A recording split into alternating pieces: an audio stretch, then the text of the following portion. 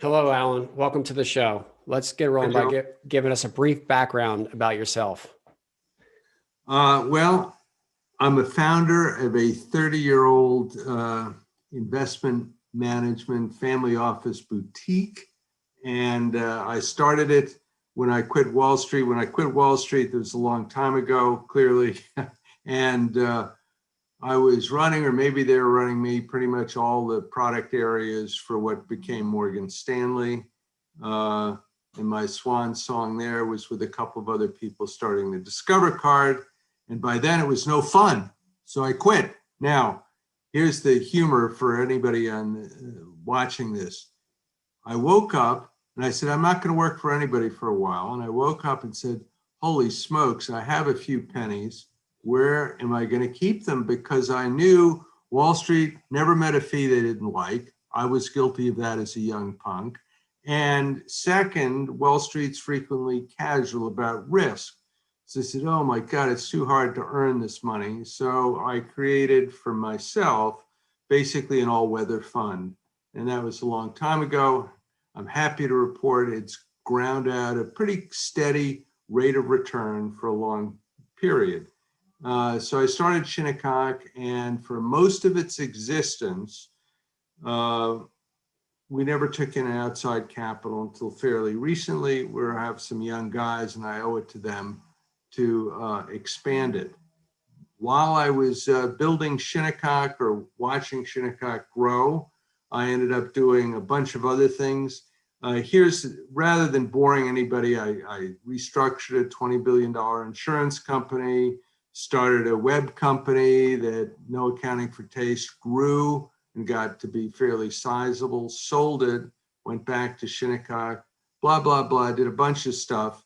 I guess the thing I would suggest, rather than my boring people with that stuff, is go to shinnecock.com. That's like the golf course or the location on Long Island, SHINNECOCK.com.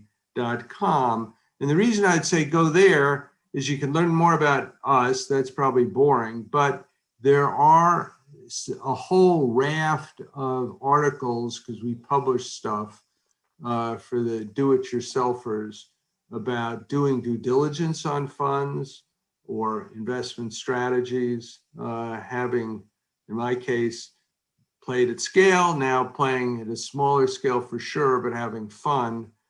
There's a lot of meat there for anybody that's interested, particularly in alternatives. Because my prejudice is niche investments are where it's at. Reason being, they're generally uncorrelated or low correlation. Everything correlates at some point to one, but they're lower correlation, and the object is to grind out a rate of return consistently. Now, setting the stage a little bit, my God, where in God's green earth do you invest today? I know the way to your heart is through blockchain and crypto. It's interesting.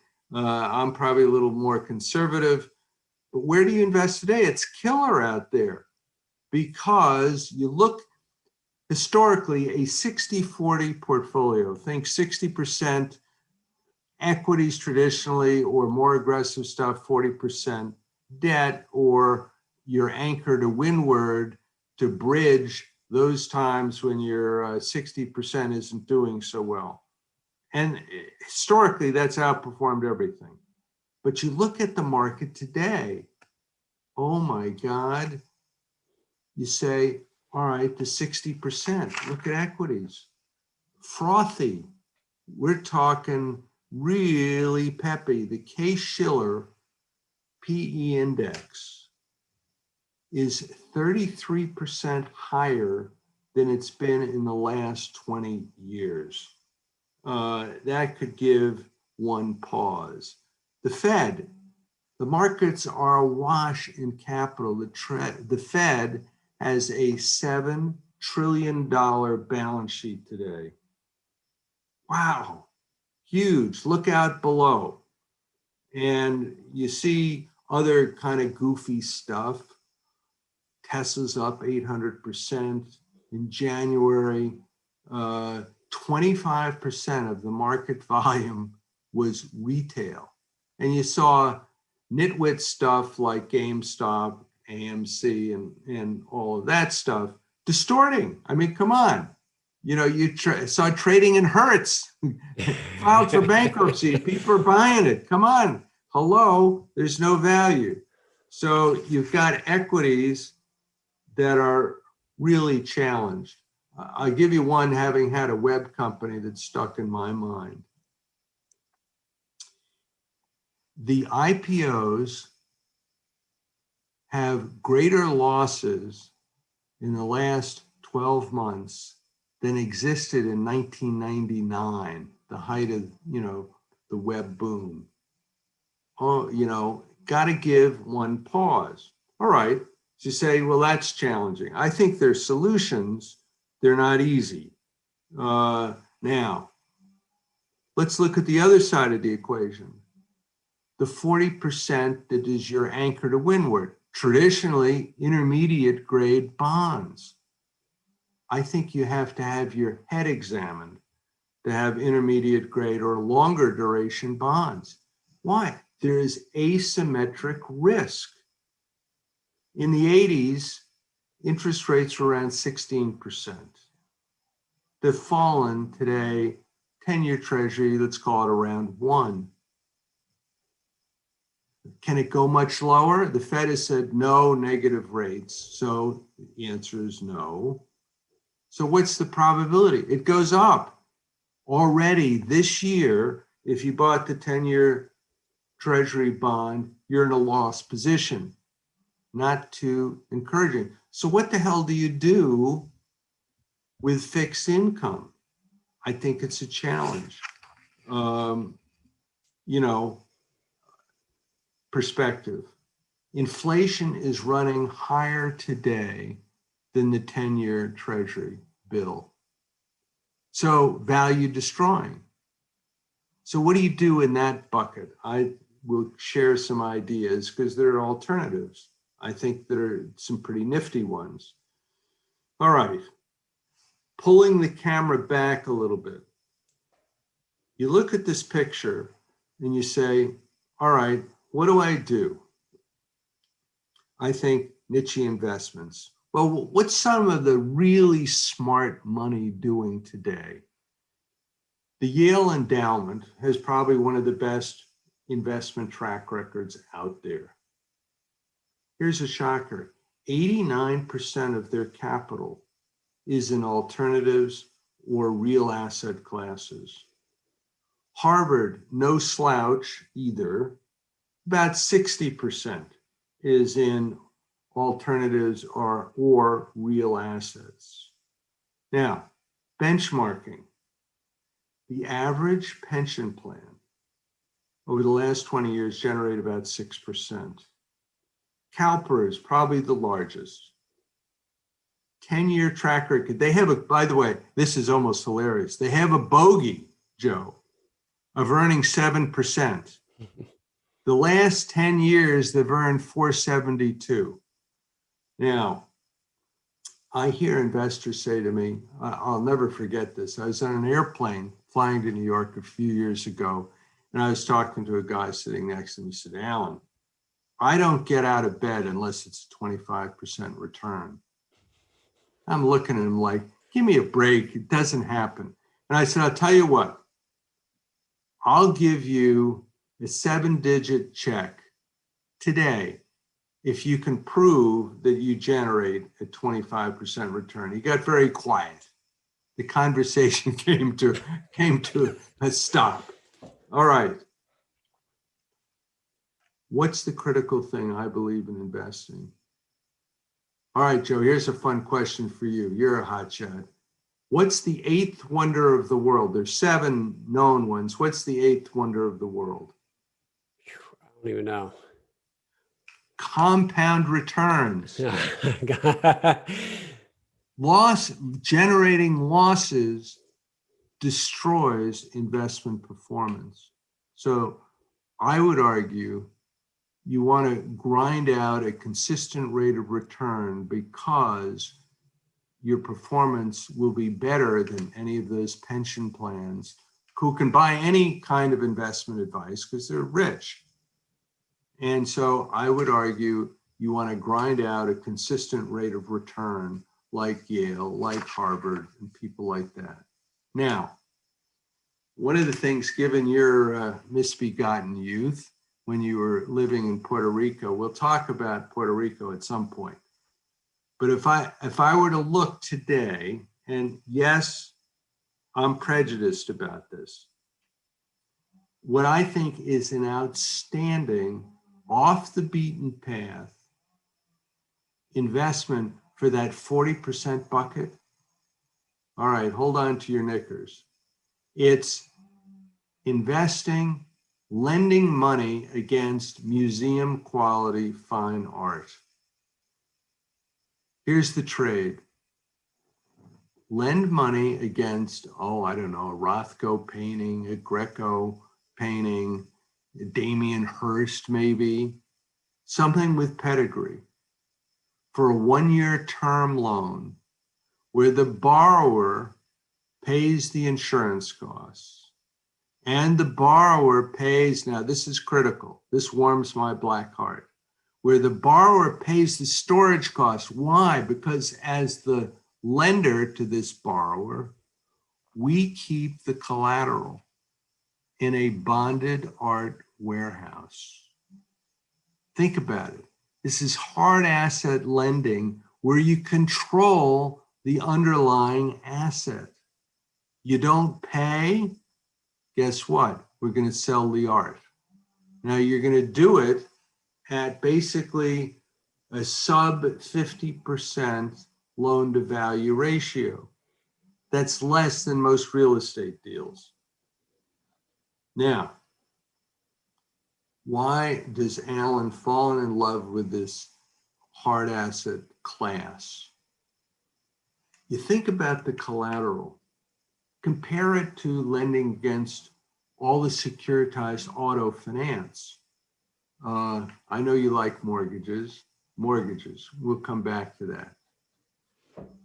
You lend against a damn car, the value depreciates like a house on fire. And the car has wheels. So get away from the lender. Yeah, equipment, same thing. And you don't control the car or the equipment. You have to go repossess it. And you have all those guys, have some fame repossessing cars. With art, pretty neat. Art moves around the world like gold with currency fluctuations. Art's transportable. I buy an apartment building in LA where I live. Fine, as long as the LA market is doing well. If it isn't, I'm toast. I can't move the building. Art, I can move. If the US market's poor, I can sell it in Hong Kong, Abu Dhabi, London, or wherever. That's one great characteristic. Here's a second. Art over the last 50 years has appreciated around 8%. High-end art, museum quality art. Last 20 years, a little less, about 5.5%. So what does that do? That gives you, which I like, being a nervous Nelly, more room to be wrong. Okay, that's good. Now it's a big market. Most people don't realize this. There are about $65 billion a year in transactions. Art lending, relatively new. Here's another touchstone, I would argue, for any investor. Is capital short? Where do you want to invest? You want to invest in places that are capital short, right? It gives you an added degree of protection. Loans in the art world are growing about 15% a year. Currently, it's, I don't know, different estimates, call it 20 to $24 billion of outstanding art loans. So you've got a market of size, You got some characteristics of the collateral that are really good. Now, who's borrowing? That's my next question. Are the borrowers any good? There are three segments to the market. And I'm prejudiced about which segments we should play in. One, gallerist dealers that need inventory financing. Okay, why do I think they're so good? Because in the art world, reputation is paramount for a dealer. If they lose their reputation, nobody will buy anything because they won't trust them. So if a dealer were to play games with us, they're betting their reputation, which is far more important than our loan against a piece of art that they have in inventory. So that gives hearts and minds. Yes, our loans are recourse. That helps too. But the reputational aspect's really important. All right, I love that segment. Second segment, think collectors that don't have a relationship with a private bank. Lots of them. You know, they may have a piece of art that's appreciated dramatically and they don't want to sell it to pay the tax. You know, they're waiting for a stepped up basis on death. That's a collector would do that. We've had collectors that have come to us and said, oh God, I got to make a tax payment. I need to get a little cash out of my collection. Then there are collectors that say, I'm really good at it. Just like you'd leverage a portfolio in stock. You say, hey, I want to leverage my portfolio. We've had some players like that. So that's the individual collector market. Then a third segment, which we don't play in. And here's why. If I'm, you know, a private client, ultra high net worth at, let's say, City Private, US Trust, part of Bank of America now, et cetera, we know that those institutions charge a lot for their investment advisory. So those accounts are very, very profitable to those institutions.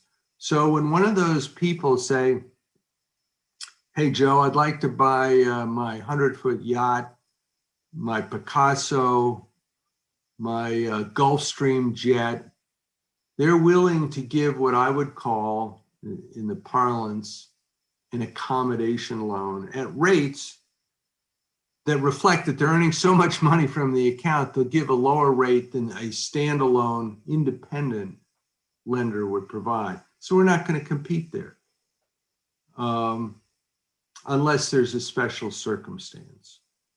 So now I know, given your background, you're going to say, yeah, but Alan, what's the downside? As you should. And here's the way I look at it. I'm the largest investor typically as an individual in what we do. So losing money, basic rule, sucks. Earning nothing also isn't so peppy either, but number one rule, don't lose money. Okay. There's an index that Sotheby's owns called the May Moses Index. Two professors put it together. This is artwork that's high-end artwork that's been through 2 or more major auctions. Oh, the auction houses think Sotheby's, Christie's, Bonhams, Phillips. Those are the big 4. So they look at that art, and over the last period of time, here's a fun question for anybody in the audience, including you. When do you think the largest drawdown was for high-end art? I was shocked. I got this wrong, so don't feel bad. Yeah, the largest drawdown. In what period of time? Yeah, what year? I mean, maybe like 4, 5, 2004, 5. Warm. 1990, this surprised me. There was a mild recession. Art the index went down 25%. In 08, 09, God, I don't even want to think back on it. Equities went down. The S&P went down, what, 53%. NASDAQ, I think about 72%. High-end art went down 22.5%. So some correlation, but a hell of a lot better than almost all other asset classes. So with those markers, we looked at and said, can we get comfortable with a 50% or less loan to value ratio? And the answer was yes. My young Turks said, all right, Snyder, get off our back now. You should feel comfortable. I said, no, not enough. Of course, they gave me the fisheye, and I said, well, someday we'll have a default. I'm happy to say after almost 4 years, we've yet to have any defaults. But I worry about that. So I said, we got to look at price volatility. So what we did is we took 2-year windows in time, windowed it back 20 years, and said, what's the average price volatility? This was comforting, about 8.5%. So, and I picked 2 years and said, well, if the world comes to an end and we have to, something defaults and we have to sell the art, maybe it'll take us some time. So I want to, think about that price volatility. That nailed it for us. So then I'll tell you how we got into it. It's sort of a fun story. A friend of mine running a multi-billion-dollar credit fund in New York said, Snyder, you're having fun these days. I'm jealous. We have a $100 million book, which is a sideline for us in lending against art. He says, you got to look at it. So we did. And the more we looked, the more we liked it. This was 5.5 years ago. And then I reported back to my pal. I said, we looked at all your documents. They stink. You're a lender, for Christ's sakes. You got to protect yourself as a lender. He said, all right, Snyder, God damn it. I introduced this to you. When you rewrite the documents, you got to give me a set for free. So I said, okay. So I gave him a set of the documents we created. Now, during that period of time, it's kind of fun. We wrote this article, No Accounting for Taste. It got republished. It was a white paper on the space. It's on our website. And we started getting inquiries. So I said, we should probably pursue this. So then did 2 other things. Having been in the financial world forever, I hope somebody would say, well, Alan, you're not totally brain dead as an investor, but you ain't no art expert either. Guilty as charged. Now, we've learned a lot since then. They got you, they called you out. But it's true. So I recruited an advisory board of art denizens, experts. Oh, a kick-ass lawyer, art lawyer, a guy that had run major art museums, a woman in New York who's an absolute character, who's an advisor to high-end art collectors, and she teaches at Hunter. Another woman who's been very helpful for us, she works at probably the premier art logistics company, because art moves around. It gets displayed at a museum, so we have to ship it to the museum. So we recruited them. And here's another tidbit when you think about that 40%. I get the luxury today of tilting at windmills and pursuing things to probably a ridiculous level of detail. Most credit fund structures, and here's something I would ask any listener to be careful about, aren't optimally done. So we spent a bunch of money, 3 law firms, and I said, okay, we're going to try to crack the code on a credit fund structure. And here's, with a lot of help from other people, and it's been vetted independently of us, we came up with an unusual legal structure that accomplishes some pretty nifty objectives. One, for any offshore investor, you typically, you have these cumbersome structures, right, of offshore feeders in the Cayman Islands, yada, yada, yada. They're holy mackerel expensive. And if the balderdash hits the fan, they're a problem because the Cayman laws are pretty tricky. All right. We created a structure, and why are they put in place? They're put in place to avoid and create a blocker against what's called ECI, effectively connected income, taxable, not so great for an offshore investor. We created a structure where we don't need all of those blockers, all that heavy weight of it costs probably a couple hundred basis points. So an offshore investor can invest with us directly into a US regulated fund and not have any ECI. Second, another problem, think of all the tax qualified accounts.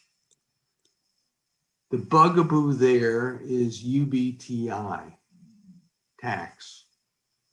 They don't like it. This structure means there is no UBTI. And here, for many of the listeners, might be more practical. Most of the credit fund structures pass through, it sort of gets hidden. It's an oops, we got a surprise for you.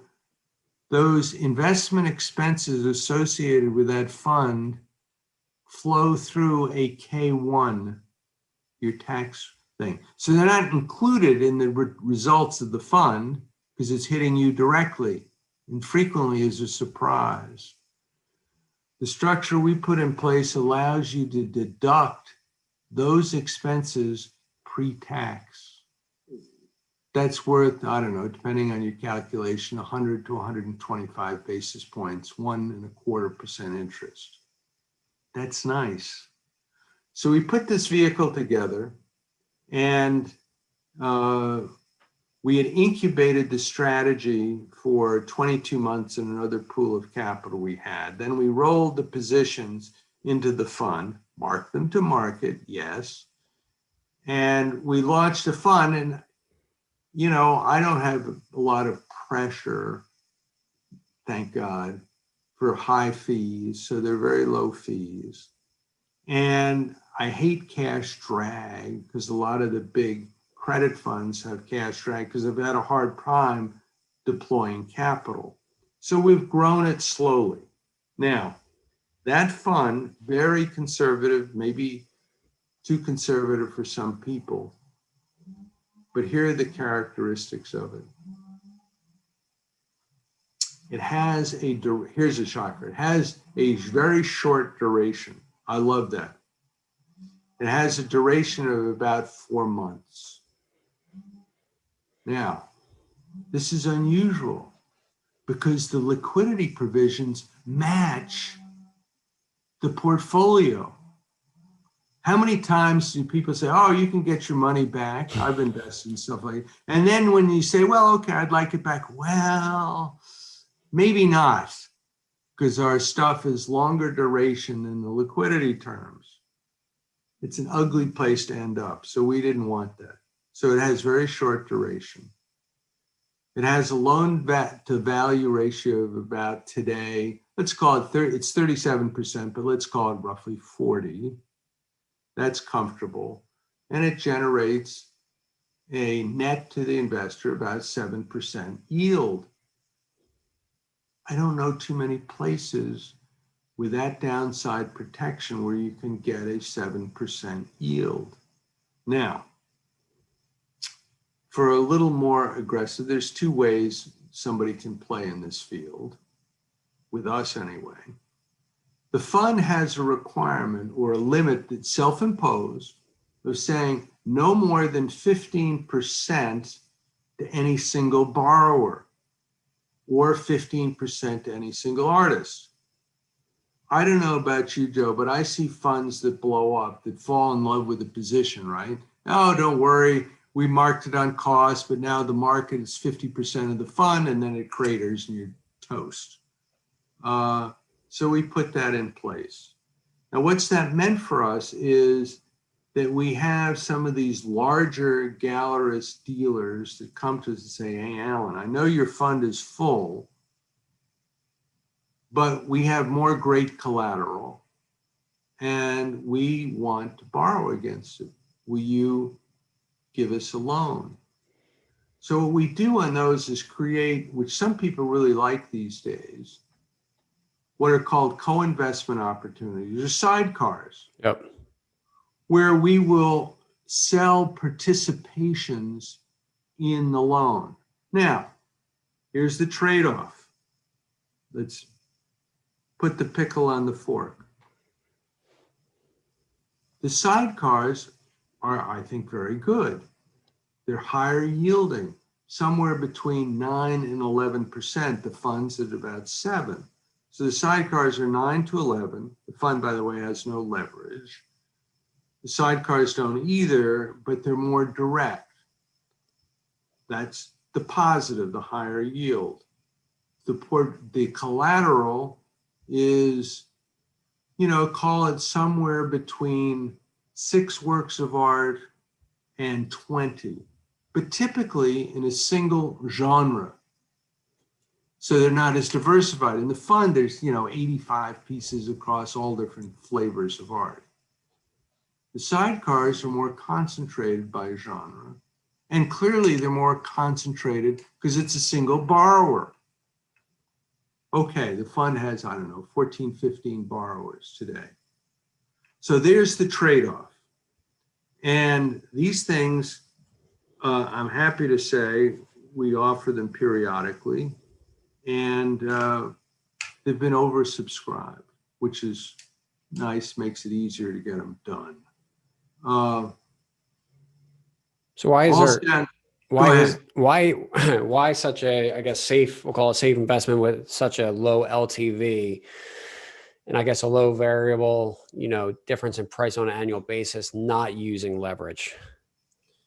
I mean, that seems like, a case where you do want to be using leverage. Well, you could call me a panty waste or other things. I've been called a lot of different names. We're in the process of putting on the fund half a turn of leverage. In other words, for every dollar of equity, we'll have at a maximum rate 50 cents of debt. That'll increase the yield. But and hedge fund guys, maybe you'd tell me, Alan, you're just dumb. You should lever it like other hedge funds, 2, 3, 4x. I think it's nice to have something that's pretty conservative, where it's yielding better than most other things with a lot of downside protection. I always get nervous when people say, well, this strategy, Alan, is rock solid. We're going to lever it 10x. I'm old enough to remember long-term capital at 100x leverage at various times because it was so certain. And they had all these incredible brain power behind it. However, let's say, what's the big bugaboo of this strategy? Any hard asset, actually. You're a real estate guy. How do you establish the value in the loan to value ratio? In real estate, what do? You get comparative analytics. Well, this building's sort of similar to the one we have. It sold for in the last year or two. All right, so that's the proxy for establishing value. Now, art's kind of interesting. A good bit of the art that we have has been through a major auction. Christie's, Sotheby's, one of those. I would argue that's as good a price discovery as you can get. It's like the stock market, bidders and buyers and sellers negotiating pricing. That's what happens there. Now, have all the loans we made been through a major auction in a recent period of time? No, most, but not all. For example, there was a Rothko painting. It'd been in a private collection for 30 years. Okay, what did we do? There are three major appraisal companies, like you'd get an appraisal on a piece, your apartment building. They're called Gurjans, Winston, and Paul Mall. Been around for a long time, appraise art all over the place. So we will get an appraisal from one of them. Or maybe it's a special piece of art and we'll get the appraisal person that is expert in that piece of art. Okay, that's one data point to get comfortable on the V. In addition, we do a lot of other work. Here's the hassle with this activity. We do specialty finance too, but here's the hassle with art. All the work is up front. We check the FBI stolen database. We check their couple of major databases of art. In addition to the appraisal company or the auction house, we will look up comparable works of art and see what the trend line is. Now, a couple of other things that, and we've seen some silly stuff in the marketplace. We're pretty anal on the due diligence. I would argue, you know, as I said before, the eighth wonder of the world, and you can never do too much due diligence. So if we take art that comes out of the US, we like it in the US, which I'll get to, you got to get an export certificate. And you got to make sure the export certificate is real. You know, that's ugly, but it's true. And you want to make sure, we saw a loan that somebody had done where it was not a permanent export certificate. So if they had to sell the art, they had to go back to the country of origin and get a permanent export certificate. So we like permanent export certificates in case, which we haven't had, there's a default and you need to sell the art. You want to be able to do that because you control it, but you want to be able to sell it. One other point. And again, this is shocking to me how casual people are, some investors, including some hedge funds. This is a real asset, and you're used to this, given your real estate experience. We do a UCC1 search. The advantage of the United States is they have something called the Uniform Commercial Code, which when you file a claim against a hard asset, you got to file it properly. That's important. But it gives you so-called privity to the you are then listed as the senior person controlling that piece of collateral. You want to do that. You want to do it wisely. You want to do it carefully. Now, the US is the only one that has that clarity in the law. So if we get art from, you know, we're getting a bunch of art coming in, being shipped to us to the warehouse now from Italy. The borrower says, well, I'd like to keep in Italy. He says, well, no, it's not so clear. We could have control of the collateral, but there could be a super priority claim against the art that would trump our control. So we like the art to be in the US where we can file that UCC1 against it. One other place you can keep it, we've looked at all the legality of it is London. It's complicated, but you can get comfort in keeping the art in London. Other than that, we haven't found a good place to maintain the control of the art. So there you have some of the stuff and our prejudices as to why we like this.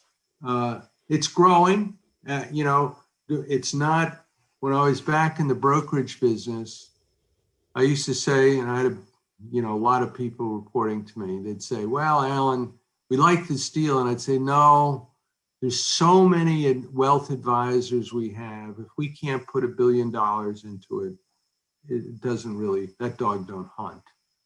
Today, I don't have that problem of investing $1 billion personally. But like most niches, this will absorb, give or take, 250 million of capital. And you don't want to get there instantly. You want to grow into that shoe carefully. Now, one thing is you and I had a little chatter before we started this conversation. I'll give you a couple other fun ideas.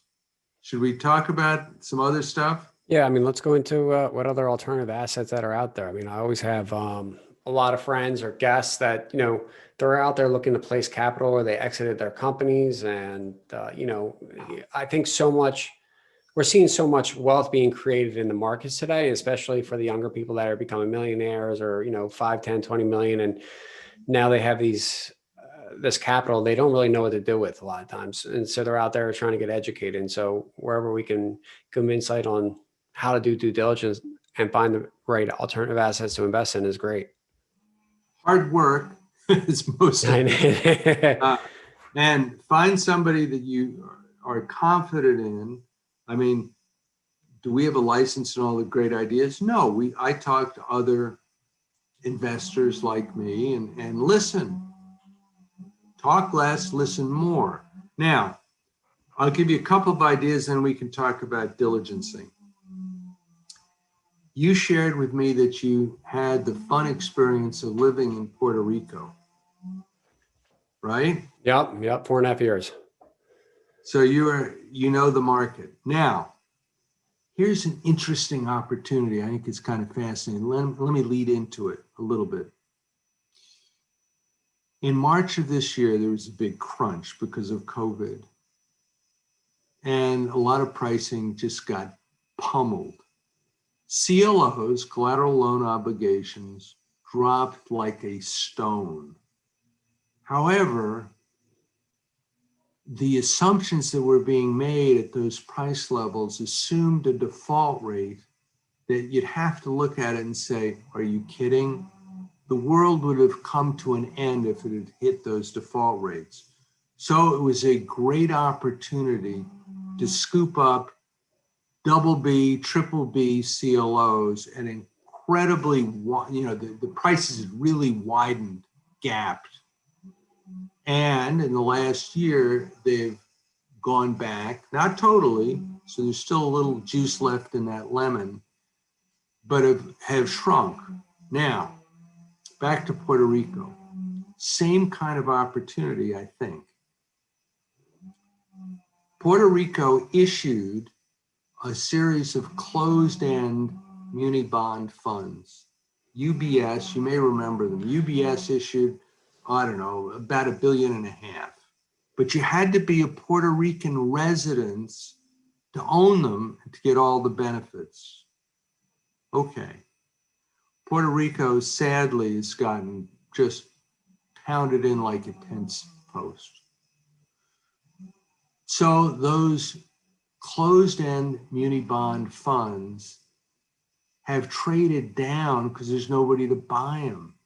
They're trading at somewhere between 35 and 50% discounts to the underlying value of the bonds that are inside those funds. No exit. Sartre's no exit. Hell. However, here's the opportunity. The new regulation is that they will have to become registered in the US by roughly May. Now, most closed-end muni bond funds trade at a discount, let's call it 10%. Sometimes flat, but let's call it, be conservative, say 10%. So as these funds, about $1.5 billion of visible supply, that gap of 40 to 50% discount, you would think will get narrowed as they become registered in the US and people arbitrage the portfolios. There is an interesting, similar to the CLO trade, and I brought it up just because of your Puerto Rican experience. I do have a relationship there. I wonder, I know he was playing in the bond space. Well, that's his fund, but I know he was doing stuff in, the Puerto Rico area because there was opportunity there. I don't know what that opportunity still looks like, but definitely Well, this is special. All the PREPA and all the different acronyms for the bonds in Puerto Rico have been a great trade as they get restructured. Now, that's munis. I would say the muni bond market is another fascinating market for investors. Traditionally, buy a few bonds, sit on them forever. I think there's better ways to do it. Having been married forever, my wife was a muni bond corporate finance person, muni bond finance person. So have pity on me, Joe. There was a lot of pillow talk at night about the muni bond markets for years and years. Okay. What's special and interesting about the muni bond market? Most of the players are mutual funds and retail investors and or people that need the tax effect, insurance companies, et cetera. But they all want investment grade bonds. All right. You have issuers in the muni bond category, these municipal bond underwriting authorities in various states, and they get pressured by social issues.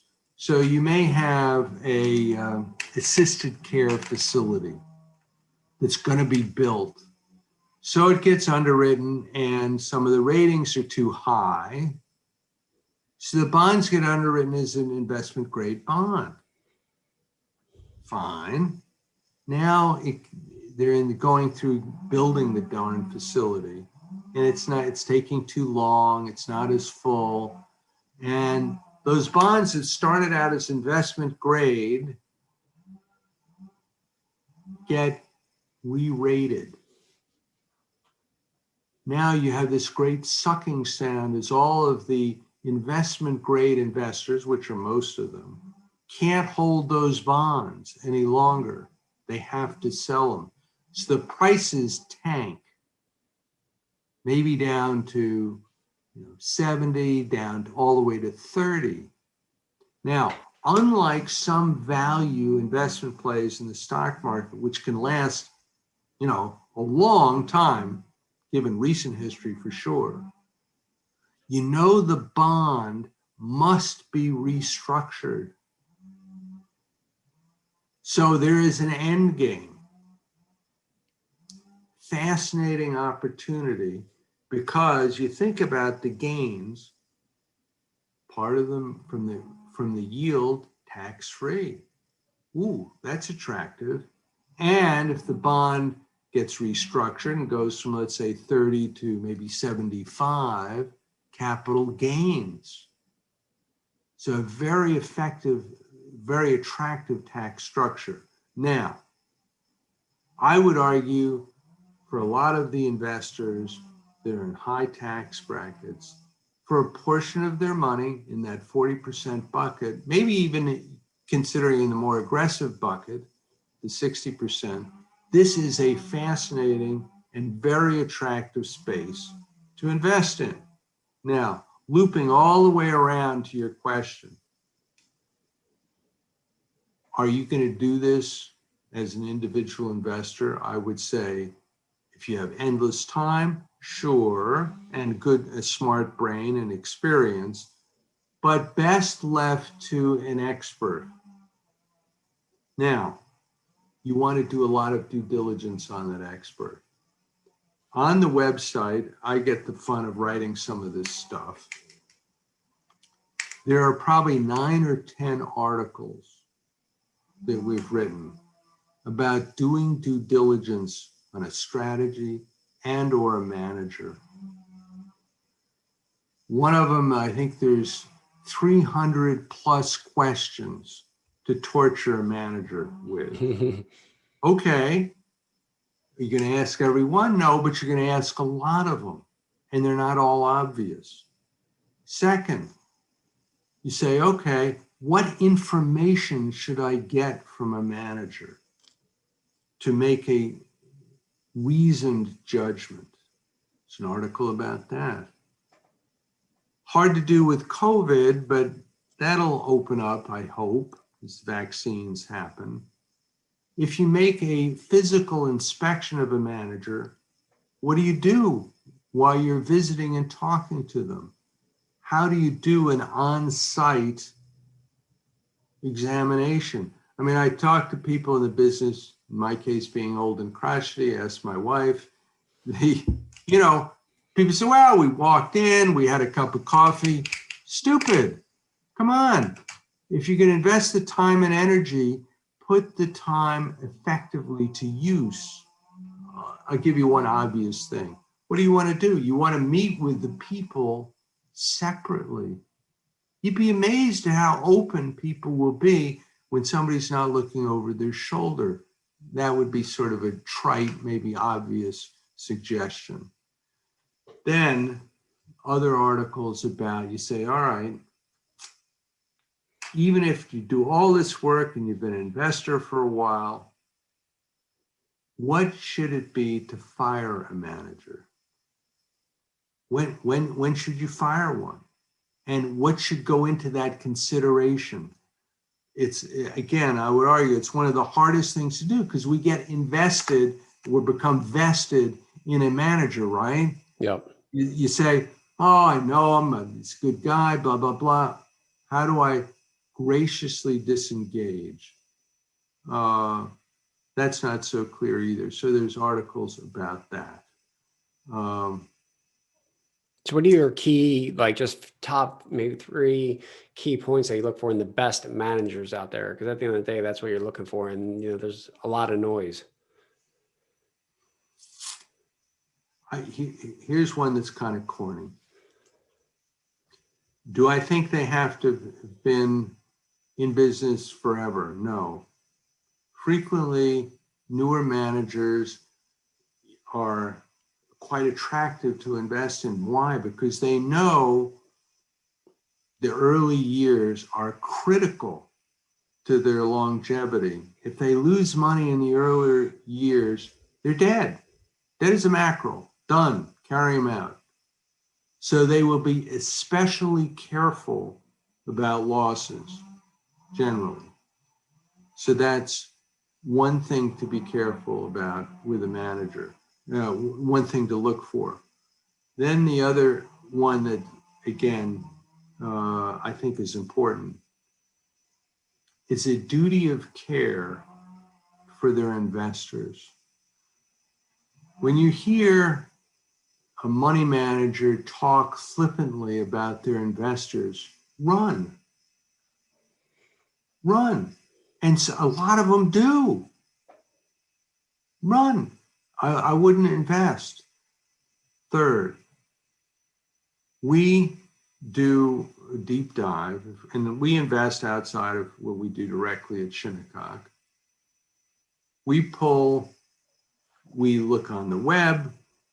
We also get a third party to do a deep dive on the individuals involved. And you'd smile, you'd say, well, of course, Alan, if you ask them a direct question, they'll tell you the answer. No. I'll give you a fun war story. Years ago, we were looking at a money manager in Hawaii. And of course, there were bets at Shinnecock as who's going to do the on-site. You can imagine. But we asked the manager, is there anything in your background that's not immediately apparent that we should know about? And the guy said, oh, no, everything's normal. And his performance was terrific, by the way. So we did this third-party due diligence, and here's what it uncovered. This fellow had a $80,000 judgment against him from American Express.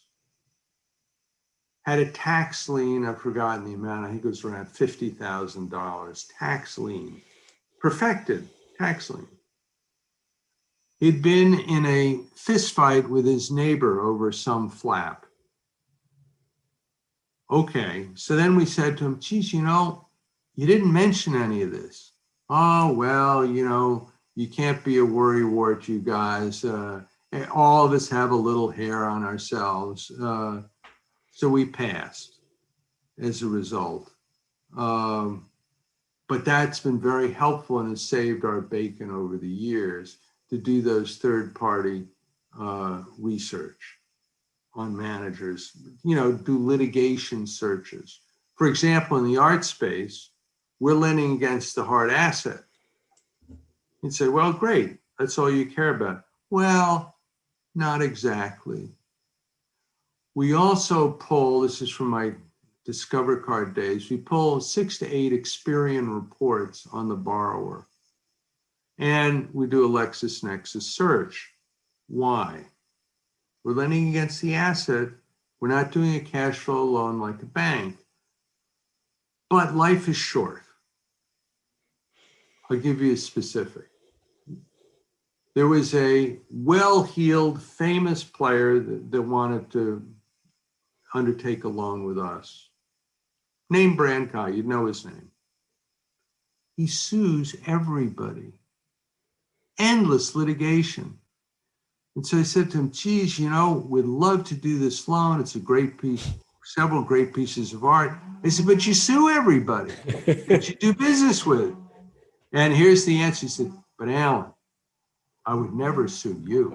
Yeah. And I said, you tell that to all the girls. So I think that's important. So it's hard to do too much due diligence. There's a lot of meat on the website about very specific, you know, how-tos for the DIY investor. And one other thing that's kind of out there for the very sophisticated people listening. People say, and it's true, so, well, look, you have to be a long-term investor. Well, there's a concept, Nassim Taleb's more certainly a famous guy. There's a intellectual concept called ergodic scenarios. There's an article on the website where I talk about it called wackadoodle. Most portfolio advice is wackadoodle. And it gets to ergodicity. Here's the concept. You'd say, well, look, in the long term, equity investing is done very well. Depending who you ask, somewhere between 8, 9, 9.5% over 60 years. Here's the problem. As an individual investor, you can't get that. You don't have that time horizon. And in truth, there's almost an impossible way of getting that. And it depends on your point of entry. Critical. Let me give you an example for fun, Joe. If I gave you this wager, think of Russian roulette. I've got a revolver. I'm going to put one bullet in one of the 6 chambers. All right? I'll give you $1 million for playing this game. Should you take the bet? No. Why? I mean, being alive is worth more than $1 million. Exactly. The risk of ruin. However, mathematically, The expected value of that trade is $833,000. So mathematically, just like the guy, long-term investor, you'd say, you should take the trade. Except you look at it and say, let's get practical. What's my risk of ruin? As an investor, what's my time horizon? Do I have 60 years? Probably not. What is my psychological profile? Can I sustain, the situation where I'm down 50%? Am I willing to hang in there? Because long run, I'll be fine. Maybe so, maybe not. Think of 08, 09. If you're in NASDAQ stocks, you were down 72%. And it took a long, bloody time to get even. Long time. So that's another thing. Fourth, what are my liquidity needs? And this really is essential in investing, and you think about it. What liquidity do I need out of the portfolio? For years, people would say, well, I'm going to retire. All right, so I'm going to be making steady withdrawals out of my retirement fund. Well, if the stocks are down, if it's all, let's say 100% equities, and they're down 30%, 20%, whatever, and I'm taking money out, that money's gone. It will never reappreciate to get that long-term average. A real critical mathematical concept that frequently gets lost. When I was first in the business, people would say, you'd get 7%. That's what you assumptions should be on your portfolio. Well, it depends on what your liquidity, how much you're taking out of it, depends on the cycle when you started. Really important. Today, it's come down. People say, BlackRock recently talked about, maybe equities will generate in the next 10 years the 3 to 5% return. Maybe. Now, going all the way back to where we started, you'd say the average pension plan with all the investment expertise and a horizon that stretches out to the hereafter, right? It's gotten a 6% return. So what are you likely to get? The average investor, by the way, over the last 10 years, the average investors earned less than 3% in the raging bull market. So I guess what I'm also suggesting, set a realistic hurdle for yourself. Don't be, like the moth drawn to the brightest flame. That 25, 30% return. Thought we got to match Warren Buffett, 20% annually, right? Yeah. I don't know if you read the article, by the way. Venture. People talk about venture. Yeah. And they invest in a concentrated venture fund. There was recently some mathematical analysis that says if you're going to play in venture, mathematically, you need to have 400 to 500 positions to get the laws of large numbers to really work for you. How many venture investors do that? They're far more concentrated. Now, they may get lucky, but getting lucky is not a great investment strategy. Definitely not. That's good. I think we're running up on time there, but I mean, that was really good insight, and that it resonates, in the private lending market when it comes to the artwork. Because one of my, guys at the capital markets desk says, it's best to find a niche nobody is looking at, and go after that, because, obviously a lot of these alternative lenders over the last year, some of them are going out of business. And so I think that's very interesting that you have been able to find that niche and it's working. It's very cool to see. Muni Bonds, specialty finance, they're out there, but they take work. And best of luck to everybody listening and you. Thank you. And we have our last question is, what is, the biggest thing that you've implemented in your life that has helped increase your net worth? I would say the best learning is learning when to leave and take your chips off the table. Preservation of capital. That's a very good point. And how do you suggest emotionally people get better at that? Boy,